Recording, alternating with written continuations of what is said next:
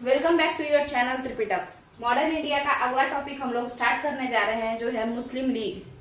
क्योंकि 1905 में आपका क्या हुआ है, स्वदेशी आंदोलन हुआ है। हुआ क्यों है वो आंदोलन? तो बंगाल के विभाजन के वजह से हुआ है। अच्छा, तो ये जो विभाजन हुआ है, कर्जन क्या बोले? कर्जन ने कहा कि ये जो विभाजन है ये बंगाल में प्रशासनिक सुधार के लिए किया गया है, यानी बंगाल के एडमिनिस्ट्रेटिव रिफॉर्म के लिए किया गया है, ठीक है, ना कि विभाजन जो है वो किसी कम्युनल डिवाइड के लिए, कोई धार्मिक विरोध पैदा करने के लिए, धर्म विभाजन के लिए, इन सारे चीजों के लिए नहीं किया गया है।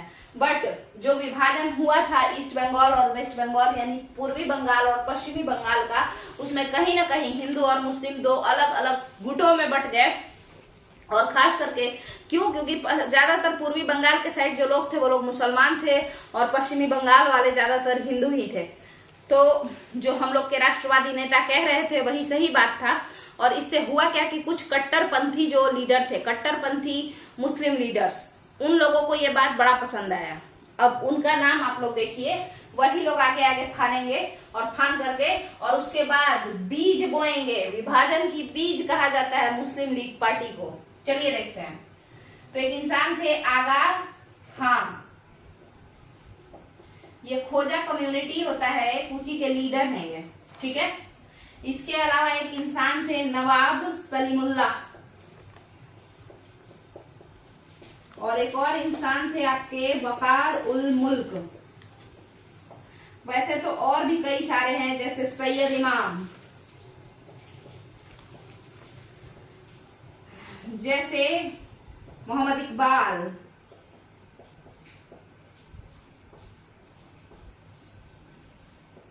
ये कुछ लोग हुए।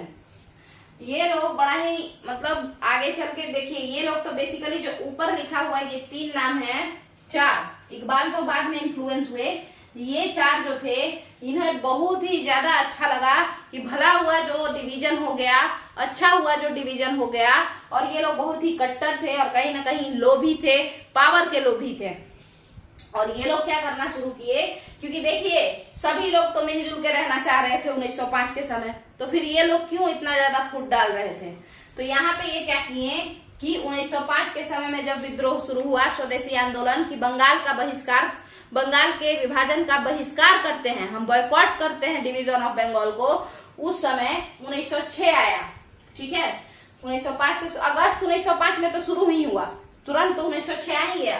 अक्टूबर 1906 को, कब? 1906 अक्टूबर में आगा खान शिमला पहुंच जाते हैं। शिमला पहुंच करके शिमला में मीटिंग करते हैं। किसके साथ मीटिंग करते हैं? तो शिमला में मीटिंग करते हैं आपके मिंटो के साथ। अच्छा बताइए, कौन से वो लीडर हैं जो मिंटो को कहते हैं कि यही विभाजन का मतलब विभाजन का जो नेता है, एक तरीके से कहिए कि भारत के विभाजन का पितामह है ना, या फूट जो डाला है यही डाला है, ठीक है। चलिए देखिएगा, अक्टूबर 1906 को मिंटो से मिलते हैं आगा खान और कहते क्या हैं, क्या कहते हैं? तो कहते हैं कि देखिए ऐसा है कि इतना ऐतिहासिक तौर पर, हिस्टोरिकल बेसिस पे हम लोग कितना सारा काम किए मुस्लिम लोग, ठीक है। राजनीतिक तौर पे भी हम लोग कितना सारा इस देश को दिए सामान, कितना सारा इस देश को फेवर दिए, ठीक है। और बोलते हैं मिलिट्री तौर पर भी अगर आप देखिए तो सैन्य सेवा भी हम आपका बहुत किए। अंग्रेजों हम लोग आपका क्या क्या किए? तो ऐतिहासिक तौर पर भी हम लोग इस देश को बहुत सारा चीज मतलब कंट्रीब्यूट किए इस देश में, बाबर अकबर ये लोग। उसके बाद राजनीतिक तौर पर भी हम लोग अच्छा से रोल प्ले किए। और दूसरा क्या कि आप अंग्रेजों, आप लोगों के लिए हम लोग सैनिक सेवा भी बहुत बेहतर दिए, मिलिट्री सर्विस भी बहुत बेहतर दिए। तो इन्हीं सब बेसिस पे हम लोगों को कौन कह रहे हैं? आगा खान कह रहे हैं कि हम लोगों को भारत में प्रिविलेज्ड पोजीशन दीजिए।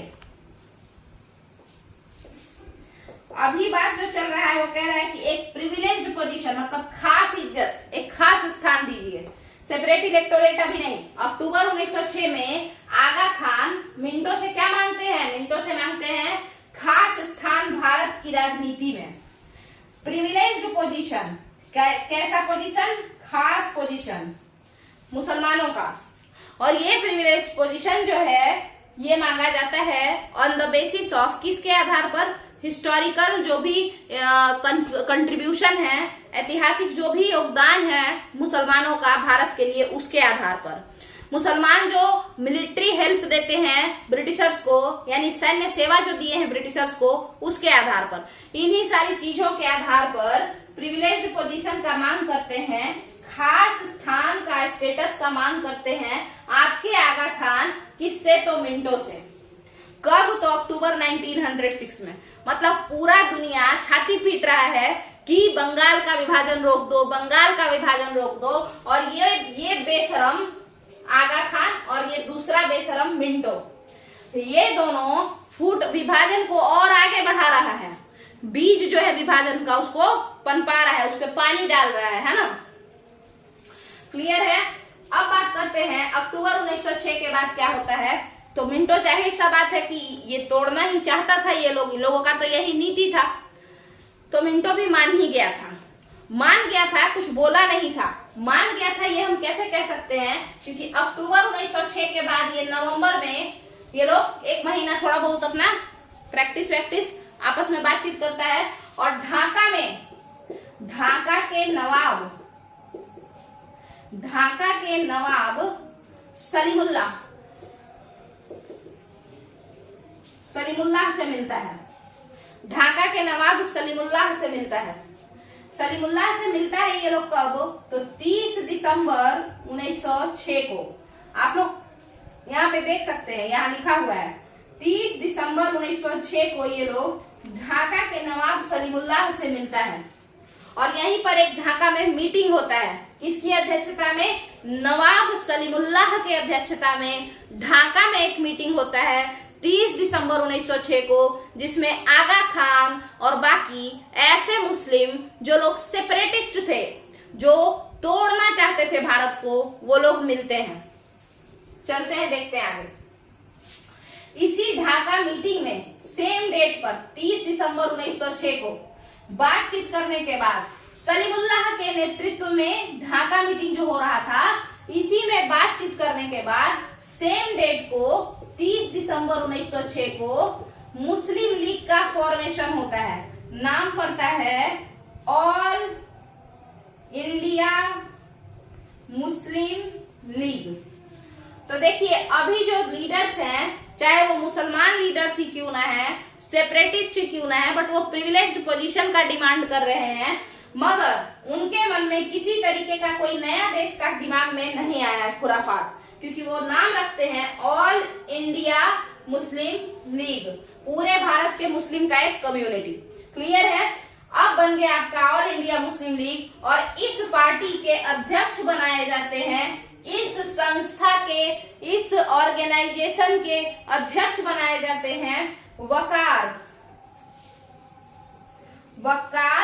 मक्कार से याद कर सकते हैं आप लोग, वकार उल मुल्क। हालांकि देखिए, ये लोग बिल्कुल भी विभाजन, जो पाकिस्तान बना है ना, इन लोगों के दिमाग में उतना गंदा बात नहीं था कि भारत को ही तोड़ देंगे। ये बस प्रिविलेज पोजीशन चाहते थे मुस्लिम का।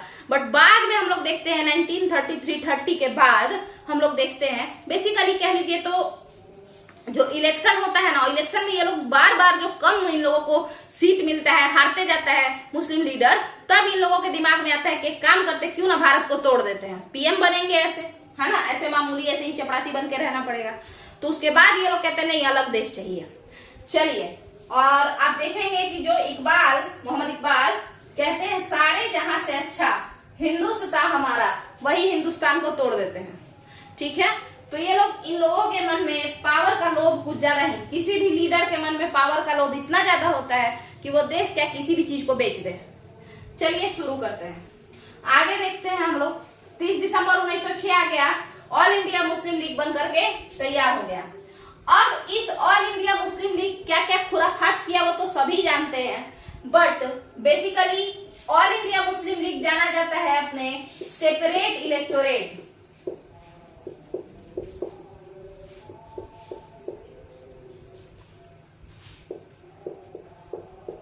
सेपरेट इलेक्टोरेट का मतलब होता है, मतलब एक तरीके से जन प्रतिनिधित्व अलग करके मिलना, स्पेशल रिप्रेजेंटेशन देना। ठीक है? हाँ, विशेष जन प्रतिनिधित्व, विशेष जनप्रतिनिधित्व, हिंदी में आप इसे कह सकते हैं ये सेपरेट इलेक्टोरेट, मतलब मुसलमान को वोट केवल मुस्लिम ही देगा, हिंदू को वोट केवल हिंदू ही देगा, ऐसा घटिया घटिया नियम, यही है सेपरेट इलेक्टोरेट। तो मुस्लिम लीग में हम देखते हैं कि एक इंसान सैयद इमाम अमृतसर सेशन ले रहे होते हैं।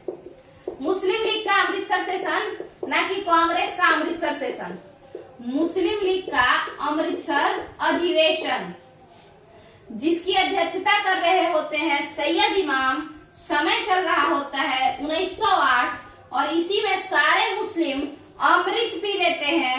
और अमृत का डिमांड क्या रहता है, तो सैयद इमाम कहते हैं, अध्यक्षता यही कर रहे होते हैं Amritsar session of Muslim league 1908 का। तो सैयद इमाम कहते हैं कि भाई अंग्रेज लोग सुनो, हम लोगों को सेपरेट इलेक्टोरेट दे दो, ठीक है, स्पेशल रिप्रेजेंटेशन दो। आप बताइए आगा खान क्या मांगे थे, मिंटो से प्रिविलेज्ड पोजीशन, है ना, खास स्टेटस दो, बट ये तो सीधे सेपरेट इलेक्टोरेट ही मांग ली है ना। क्लियर है? तो क्लियर है तो ठीक है, सेपरेट इलेक्टोरेट आपका मिल गया। मांगा कौन, सैयद इमाम मांगते हैं। और किस सेशन में, तो मुस्लिम लीग के अमृतसर सेशन में। कौन साल, तो 1908 ईस्वी में। क्या क्लियर है आप लोगों का? अगर क्लियर है तो हम लोग अब आगे देखेंगे। और वो देना, बताइए क्या समझ में आ रहा है। अगर समझ में आ रहा है तो चैनल को सब्सक्राइब कीजिए, वीडियो को लगातार देखते रहने के लिए। और बाकी अगर अच्छा चल रहा है तो अपने लोगों, अपने दोस्त लोग में शेयर कीजिए, ठीक है। चलिए, बाकी इसमें साइंस वगैरह भी, मैथ वगैरह भी चलेगा, तो आप लोग जुड़ जाइए चैनल से। अभी तो धीरे धीरे ही चलेगा ना, एक दिन में कितना सारा वीडियो हम बना ही नहीं पाएंगे ना, क्योंकि स्कूल भी जाना रहता है। चलिए देखते हैं आगे। अब अगला आपका मुस्लिम लीग का तो जो मोटा मोटी बात है वनडे एग्जाम के लिए, वो क्लियर हो गया है। यहाँ तक कि मेंस में भी आप लिख सकते हैं। यही सब बात था। कारण क्या था, तो ये लोग लालची हो गए थे, पावर के लोभी हो गए थे, और इसी कारण से देश को ही बांटने का, हालांकि उस समय देश बांटने जैसा, नया देश बनाने जैसा कोई माइंडसेट नहीं था। वो लोग केवल स्पेशल स्टेटस चाहते थे। और बाद में धीरे धीरे जब इलेक्शन हुआ तो कम जीता ना ये लीडर सब, मुस्लिम लीडर सब कम सीट जीता ना, तो इन लोगों के मन में एक खुराफात आया कि हम लोग ऐसे तो मामूली बन के रह जाएंगे, नेहरू के अंदर काम करना पड़ेगा, पटेल के अंदर काम करना पड़ेगा, और ऐसे अलग अगर मुस्लिम राष्ट्र बना लेंगे तो खुद पीएम बनेंगे। तो यही सब दिमाग लगाया लोग।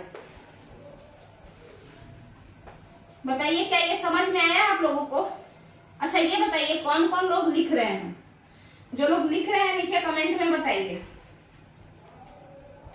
चैनल से जुड़ जाइए। फर्स्ट 1000 सब्सक्राइबर जो भी डिमांड करेगा उसको इसी चैनल का जो ऐप बनाएंगे हम, वहां पे आप लोगों का देख करके कि अगर पसंद आ रहा है तो हम एक ऐप बनाएंगे त्रिपिटक चैनल के नाम से ही, त्रिपिटक ऐप, और उस पे फिर हम लोग कोर्स लॉन्च करेंगे, ठीक है। और उस पे भी ऐसे ही अपना पढ़ेंगे। हाँ, और अगर आप लोग को अजीब भी लग रहा है कुछ तो हम सुधार करेंगे और अच्छे से पढ़ाने का कोशिश करेंगे, समझाने का कोशिश करेंगे, ठीक है। नीचे कमेंट में जरूर बताइए। चलिए अब आगे देखते हैं। मिटाने में हाथ दुख जाता है। चलो देखते हैं। देखिए यहाँ पे ढाका मीटिंग ये सब तो हो ही गया। अब बात करते हैं हम लोग किस चीज का, तो सूरत स्प्लिट का, क्योंकि अब हो गया है आपका क्या, तो हो गया है मुस्लिम लीग। अच्छा, मुस्लिम लीग जो ये डिमांड सैयद इमाम किए थे ना 1908 में कि सेपरेट इलेक्टोरेट दे दीजिए, तो वो सेम बात मान लिया मिंटो। और मार्ले मिंटो रिफॉर्म जब 1909 में आया ना, तो वो दे दिया, उसमें बोल दिया separate electorate for all Muslims. अच्छा, मार्ले मिंटो पहले समझते हैं, देखिएगा।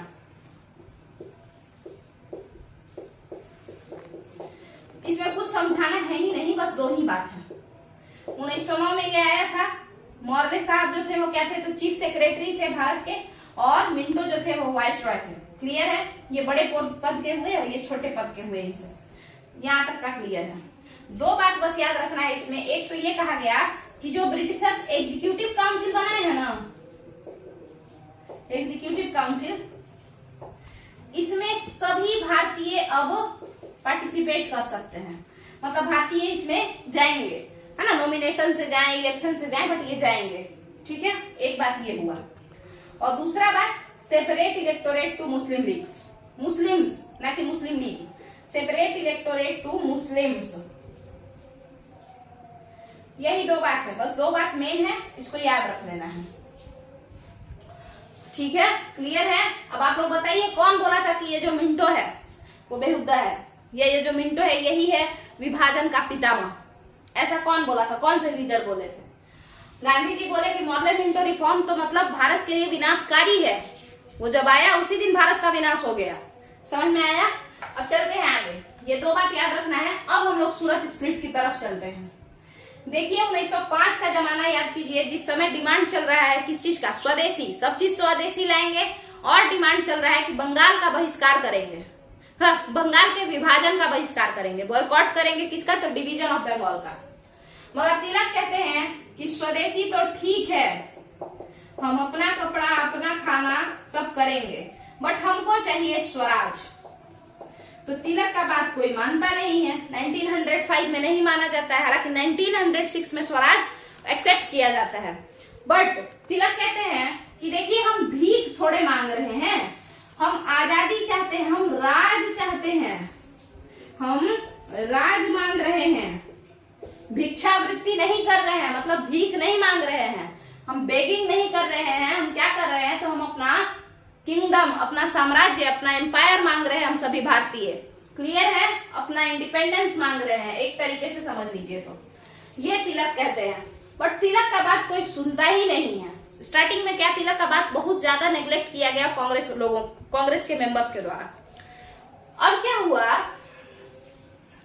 कि तिलक सोचते हैं कि अगर अपना कोई दोस्त, तिलक का जो दोस्त था लाल बाल पाल और अरविंदो घोष, लाल मतलब लाला लाजपत राय, बाल मतलब बाल गंगाधर तिलक, पाल मतलब बिपिन चंद्र पाल, ठीक है, और एक अरविंदो घोष, ये चार लोग आपस में अच्छे दोस्त थे। तिलक सोचते हैं कि अगर, क्योंकि कांग्रेस का अध्यक्ष मेरा दोस्त लोग नहीं है, शायद इसीलिए कोई मेरा बात नहीं मानता है, तो एक काम करते हैं, हम कांग्रेस का अध्यक्ष अपने किसी दोस्त को बना देते हैं। क्लियर है? ऐसा सोचते हैं। अब समझिएगा यहाँ पे 1905 के जीके गोखले, गोपाल कृष्ण गोखले जो उनका बात इग्नोर करते हैं, तो 1906 में बाल गंगाधर तिलक खुद खड़ा होते हैं कि हम प्रेसिडेंट बनेंगे, अध्यक्ष बनेंगे कांग्रेस का। मगर उनके सामने उनके गुरु, उनके राजनैतिक गुरु, पॉलिटिकल टीचर कह लीजिए, तो उनके सामने उनके पॉलिटिकल टीचर दादा भाई नौरोजी को खड़ा कर दिया जाता है। इस बात को देखकर तिलक पीछे हो जाते हैं कि ठीक है, दादा भाई नौरोजी को ही बना दिया जाए। क्लियर है? मगर 1907 ईस्वी में तिलक सोचते हैं कि अगले साल 1907 में हम खड़े होंगे और हम बनेंगे प्रेसिडेंट और हम नियम चेंज करेंगे, कांग्रेस में कुछ नया नया चीज लेके आएंगे। मगर 1907 का अधिवेशन सूरत में हो जाता है, जिसको कहाँ होना था, तो नागपुर में होना था। इसको 1907 का जो सूरत अधिवेशन हुआ है ना, ये कहीं और होने वाला था, नागपुर या कहीं और, वो हम देख के बता देंगे। ठीक है, 1907 का सूरत अधिवेशन आप लोग के स्पेक्ट्रम में लिखा हुआ है, सूरत में नहीं होने वाला था, किसी और शहर में होने वाला था। तिलक कहते हैं लोगों से कि अगले साल हम खड़े हो जाएंगे। अच्छा, कांग्रेस का एक नियम था कि कांग्रेस का अध्यक्ष वो बन सकता है, कांग्रेस का अध्यक्ष वो नहीं बनेगा। कांग्रेस का अध्यक्ष वो इंसान नहीं बनेगा जिसके घर पे कांग्रेस का सेशन हो रहा हो। जैसे मान के चलिए अगर हम पटना से हैं, तो पटना से अगर हम है ना, तो पटना का जो मतलब सेशन है, पटना से अगर हम हैं, तो अगर पटना में कांग्रेस का सेशन होगा ना, तो हम अध्यक्ष नहीं बनेंगे। वही बनारस में अगर कांग्रेस का सेशन होगा तो हम अध्यक्ष बन सकते हैं। ये कांग्रेस का नियम था। तो तिलक तो महाराष्ट्र के ही थे, और उस समय महाराष्ट्र और गुजरात दोनों बॉम्बे कहलाता था। तो सूरत भी किसमें आया? बॉम्बे में आया। तो इसीलिए सूरत अधिवेशन में अध्यक्ष तिलक बन ही नहीं सकते थे। इसीलिए 1907 के अधिवेशन जो कि कहीं और होने वाला था, उसको तिलक के घर पे शिफ्ट कर दिया गया, तिलक के एरिया में, सूरत में, बॉम्बे एरिया में। तो सूरत अधिवेशन में तिलक नहीं बन पाए। क्या नहीं बन पाए? तो प्रेसिडेंट नहीं बन पाए। बेचारे का प्लान फ्लॉप। अब तिलक बेवकूफ तो थे नहीं, तो वो बोले कि ठीक है, समझ गए वो कि अच्छा हमको सब बेवकूफ बना रहा है, कोई नहीं, अब तिलक क्या किए, अपने दोस्त को मेंबर मतलब प्रेसिडेंट के लिए खड़ा कर दिए, अपने बेस्ट फ्रेंड को प्रेसिडेंटशिप के लिए खड़ा कर दिए, प्रेसिडेंट के सीट के लिए, ठीक है। अब उनके ये फेवरेट दोस्त कौन है भाई, तो वो है लाला लाजपत राय। तो तिलक 1907 में अपने खड़े नहीं हुए, तो उम्मीदवारी किसका दिए, लाला लाजपत राय का उम्मीदवारी दिए। मॉर्ले मिंटो का ये बात आप लोग याद रखिएगा कि एग्जीक्यूटिव काउंसिल में, यानी कि एक तरीके से समझ लीजिए तो विधान परिषद नहीं, एग्जीक्यूटिव काउंसिल को हिंदी में लेजिस्लेटिव काउंसिल को विधान परिषद कहते हैं, एग्जीक्यूटिव काउंसिल को आप कह सकते हैं कार्यकारिणी परिषद। कार्यकारिणी परिषद में भारतीयों का मतलब अलाउ हो गया कि कोई भी भारतीय मेंबर को इसमें आने दिया जाएगा। किसमें, 1909 वाले अधिवेशन में, मॉन्टेग्यू मॉर्ले मिंटो रिफॉर्म में, 1909 में मॉर्ले मिंटो जो रिफॉर्म आया उसी में। क्लियर है, तो ये याद रखना है हम लोगों को, उसी पे फिर यहाँ पे आगे समझ में आएगा आप लोगों को। तो स्वराज जो है 1906 में सब मान गया, माना ना, 5 में नहीं माना था स्वराज के बारे में, मगर तिलक बोले कि भीख थोड़े मांगना है, मानो स्वराज मांगो सीधे। तब फिर जाके सब मान भी गया 1906 में, मगर उसके बाद जब तिलक सोचे कि हम खड़ा होंगे, हम प्रेसिडेंट बनेंगे, तो तिलक को सब साइड किया। साइड करने का तरीका क्या था, जो कहीं और होने वाला था कांग्रेस का सेशन, वो सेशन तिलक के घर पे करवाया गया। घर पे मतलब ये नहीं कि उनके घर में, नहीं, उनके सिटी में या उनके स्टेट में। और नियम क्या था कांग्रेस का कि आपके स्टेट में अगर कांग्रेस का अधिवेशन होगा तो आप प्रेसिडेंट नहीं बन सकते हैं। क्लियर है, तो तिलक समझ गए इन लोगों का चाल। तो तिलक कहे कि ठीक है हम नहीं बन सकते हैं, मेरा दोस्त लाला लाजपत राय को बना दो, जो मेरे दोस्त हैं लाला लाजपत राय, मेरे बेस्ट फ्रेंड, उनको बना दो। फिर भी सब क्या किया आप देखिएगा। उसके बाद इनके विरुद्ध में रास बिहारी बोस को खड़ा किया गया। कांग्रेस ने तिलक का इज्जत कभी किया नहीं, कांग्रेस वाला सब, और इस वजह से बड़ा लेट से आजाद हुआ। और बीच में तिलक 1920 में ही मर गए, नहीं तो और जल्दी आजाद हो जाता। तो रास बिहारी बोस को सब खड़ा किया कि ठीक है आपके तरफ से लाला लाजपत राय है, तो हम लोग के तरफ से रास बिहारी बोस। और जाहिर सी बात है कि तिलक के दोस्त काफी कम थे, क्योंकि तिलक काफी स्ट्रेट फॉरवर्ड थे, बहुत ज्यादा, मतलब वो बोलते हैं ना रियल इज रेयर, कुछ ज्यादा ही रियल थे, बहुत स्ट्रेट फॉरवर्ड थे। इनके अपने दोस्त लोग भी इनके साथ थोड़ा मतलब कोऑपरेट नहीं कर पाते थे। क्लियर है, तो जाहिर सी बात है कि तिलक के ज्यादा दोस्त तो होंगे नहीं, तो इसीलिए तिलक जिसको बोले थे कि इसको बनाया जाए, इनको वोट ही कम पड़ा और रास बिहारी बोस जीत जाते हैं और रास बिहारी बोस को प्रेसिडेंट बनाया जाता है। तो सूरत अधिवेशन 1907 का जो अध्यक्ष बनता है वो रास बिहारी बोस बनता है। बेचारे तिलक काफी दुखी होते हैं, बोलते हैं कि स्वराज खाली नाम लिया था, अभी हम रिजोल्यूशन बनाते ना, एक प्रस्ताव लाते कि कैसे स्वराज लाना है, एक आइडिया बताते, मगर हमको सब प्रेसिडेंट बनने नहीं दिया और मेरे दोस्तों को तो सब हरा ही दिया, वोट भी नहीं दिया। क्लियर है, अब इसके बाद क्या होता है वो समझिए।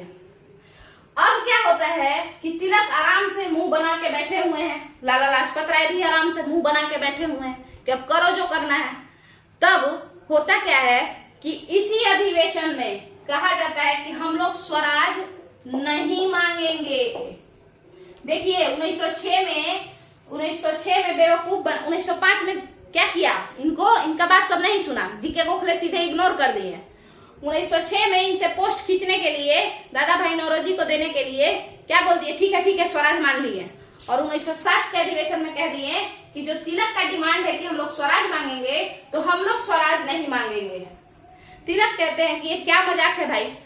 तो फिर इसी वजह से सूरत में गरम दल के लोग, ये कांग्रेस, इसमें तिलक का जो लोग था वो लोग निकल के बाहर आ गया, नहीं रहेंगे हम कांग्रेस में। तो इस तरीके से कांग्रेस का विभाजन हो गया, तिलक वाला दल जो कि गरम दल कहलाया और नॉन तिलक दल जो कि नरम दल कहलाया।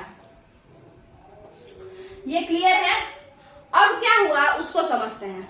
कांग्रेस का क्लियर है, स्प्लिट हो गया। अब आखिर ये दुष्ट लोग जो कि तिलक इतना जल्दी अपना डिसीजन लेते थे, कोई इनका सपोर्ट नहीं किया, तो ये लोग क्यों नहीं मान रहे थे? कोई तो लालच होगा, कोई तो कारण होगा। तो कारण यही है,